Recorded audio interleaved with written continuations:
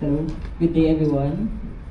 I'm Enrique, 24, and I'm here with Joshua Camacho. He is 23. We are both council member and youth organizers from the Nuclear Free Bataan Movement Youth in the Philippines, and proud, a resident of Bataan.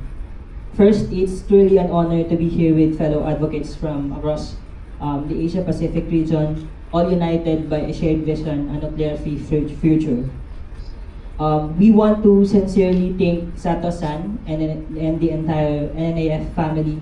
We also extend our deep gratitude to our host, Taiwan, for the warm accommodation and for making this significant gathering possible. Thank you for giving us the opportunity to share our story in our country, the Philippines. Today, we will presenting youth in the midst of the threat of the nuclear monster in the Philippines. In this presentation, we will share the local struggle in Bataan and how we, the youth, are stepping up to continue the legacy of our elders.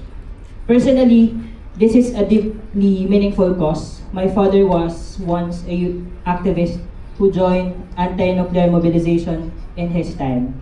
Now, I stand here continuing his legacy alongside other veterans of the movement who inspire us every day to carry forward what they have started.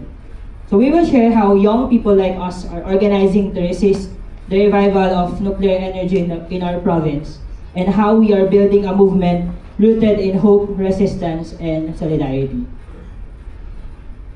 But first, let me introduce our organization, NFBM Youth, or Nuclear Free Bataan Movement Youth, is a grassroots organization in Bataan, and also the youth arm of Nuclear Free Bataan Movement, a network of organizations and individuals that is based in Bataan, where BNPP, or Bataan Nuclear Power Plant, was built. We aim to defend the past victory of our ancestors, because we believe that the youth voices are vital in resisting destructive energy systems. That's why we work with communities, especially fisher folk, students, and out-of-school youth IPs, to promote sustainable, people-centered energy and to protect our communities from the risk and dangers of the Bataan Nuclear Power Plant and nuclear energy. But before we go to what we are doing, let me give you the brief history of this monster, or the Bataan Nuclear Power Plant. It was built during the Marcos Sr. Dictator in the 1970s, and it was rushed, unsafe, and riddled with corruption. Built near a fault line and a volcano. It cost over $2.3 billion, debt paid by us, by Filipino people. Though it was completed, it was mothballed in 1986 due to safety concerns and people resistance.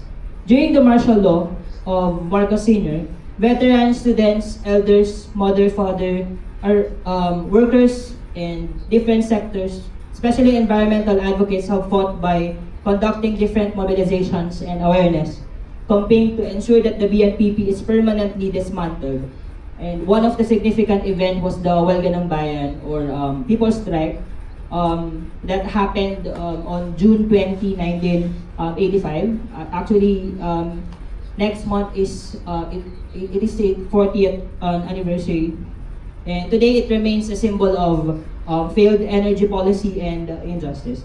And after 40 years of sleep, because it is never dismantled, our government are spending 50 million pesos to maintain the facilities, and now they want it to be rehabilitated. The government is trying to revive this plant. No? Millions have been spent to promote the supposed benefit and progress that nuclear energy can bring. But many Filipinos, especially those without access to accurate information, including youth like us, who weren't even born when our ancestors fought for a nuclear-free Philippines, are left unaware. They are unaware of the risk that this nuclear energy can bring to our community, to our environment. The pro-nuclear argument, from their perspective, they are pushing this revival of the Bataan Nuclear Power Plant because they claim that the nuclear energy will create jobs and boost our economy. They say that it's a cleaner alternative to coal. We need stable, reliable power to lower electricity costs, and new nuclear tech is safe and modern. But we must ask, and we are always asking, are these promises worth the long-term risk, especially when we have better and safer alternative? Instead of moving forward with safer and cleaner options, the government is reopening old wounds. Actually, Bataan is now hosting 5 coal-fired power plants that produces 4 to 5,000 megawatts of electricity. And now they're wanting to have a nuclear energy in our province. So, despite its dark history of corruption, the Bataan nuclear power plant, misinformation and poor media coverage have kept the youth disengaged from this issue.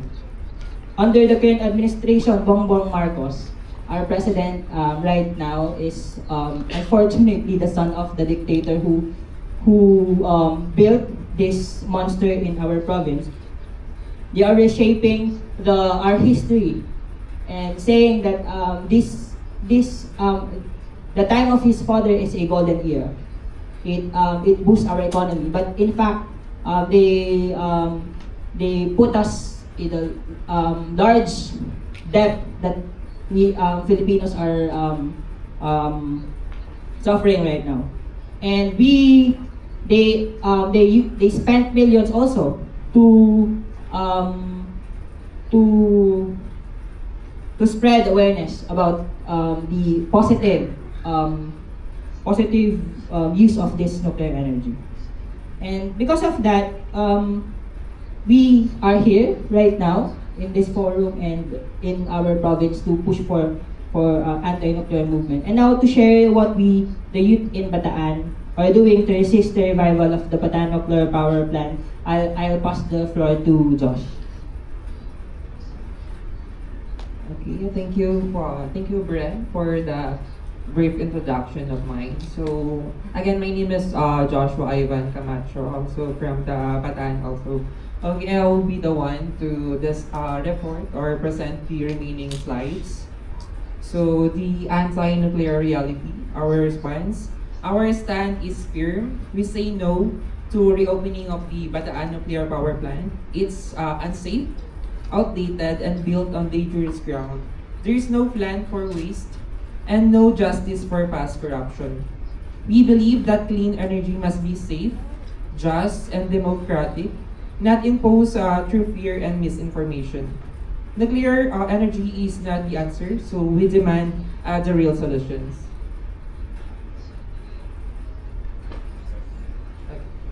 What we're doing to resist. What we're doing to resist, our resistance is active and creative. We've launched petition drives, held focus group discussions, led school-based info campaigns, and youth and joint mobilizations. We also build partnerships with non-government organizations, schools, and movements like yours. For us, organizing is about building collective power, rooted in truth and action. We believe that by continuing to engage and inspire others, we can create lasting change. Together, we are stronger. Our collective action will shape the future. Next. Youth demand clear Philippine stand on Fukushima wastewater dumping. So, we are also calling on the Philippine government to take a strong public stand against Japan's dumping of the radioactive wastewater from Fukushima into the Pacific. This threatens marine life, coastal livelihoods, and food security. As youth living near the sea, we say, protect our sea, protect our future. We urge our leaders to act decisively and ensure that voices of those who depend on the sea heard, and that the health of our ocean is safeguarded for generations to come. Petition signing, reaffirming solidarity and resistance on Fukushima anniversary. On the 11th anniversary of the Fukushima disaster, we've launched a petition campaign in solidarity with the people of Japan and to oppose the Bataan nuclear power plant.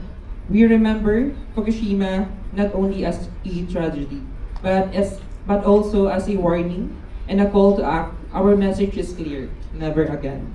The devastation caused by the disaster still resonates not only in Japan but around the world. It served as a stark reminder of the danger of nuclear energy and the irreversible consequences it can have on communities and the environment. As we continue to reflect on the lessons learned, we stand united in advocating for a future that is priorities safety, sustainable, and renewable energy sources. Our collective commitment to a nuclear-free future is more critical than ever, and together we can ensure that the mistakes of the past are never repeated. Bikathon and murals, creative resistance against Bataan nuclear power plant. So, as you can see here at the picture, it's the murals are done in one of the municipality in the Bataan. So this bikathon is also done in Morong, which is the Bataan nuclear power plant located. So to bring the message to our communities, we've organized bikathons and painted murals near Bataan nuclear power plant. These creative forms of resistance help turn awareness into action. Art and public presence make the movement real and they're relatable, especially today.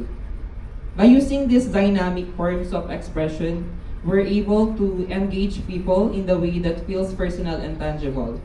The Bikathon not only promotes a healthy, sustainable lifestyle, but also creates a sense of solidarity and urgency in standing against nuclear power.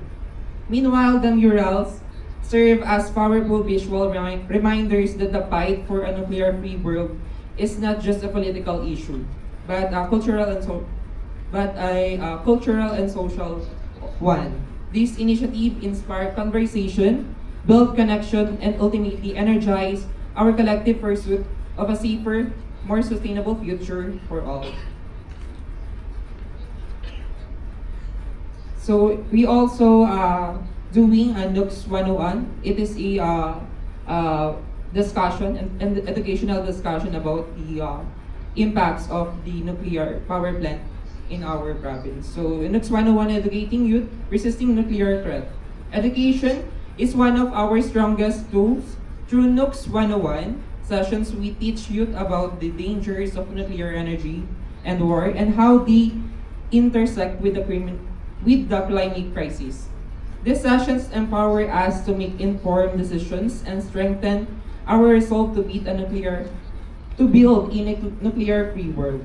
By engaging the next generation, we are ensuring that they understand the broader impacts of nuclear energy on human life, the environment, and the global stability.